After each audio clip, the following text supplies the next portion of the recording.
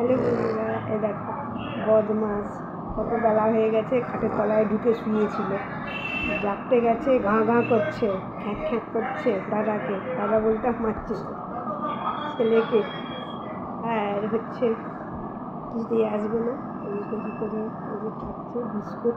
রোজ biscuit খেতে চাই, biscuit আর ভালো যায় কী জিনিস, কিন্তু ও তো অন্য কিছু জিনিস খায় না। কী করবো আমি, বিস্কুট খাওয়াতে হয় জোর করে। দেরি করে বিস্কুট খেলে আর একটার সময় ও খায়, খাওয়ার পর দুপুরের খাওয়াটা চান টান করবে ওকে খাওয়াবে, কিন্তু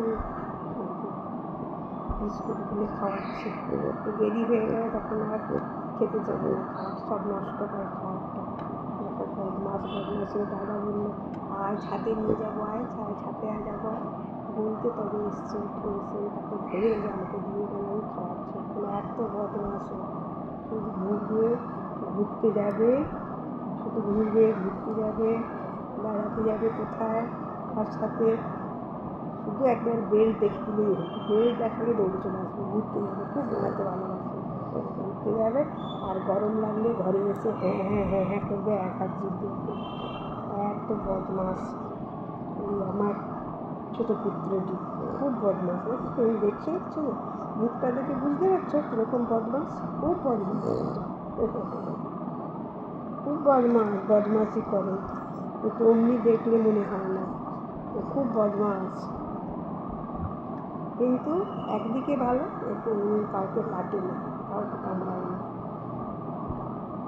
আর কেউ আসলেই ওকে কোলে নিতে হবে, আগে কোলে না, তারপরে তার সব কথা আছে। কেউ আমাদের বাড়িতে আসলেই আগে বলবে আমাকে কোলে না, তার গা কোলে উঠে বলবে, একদম ছোট্ট বাচ্চার মতো পুরো কোলে উঠবে, আগে তাকে তার কোলে উঠবে, তারপরে ওর শান্তি।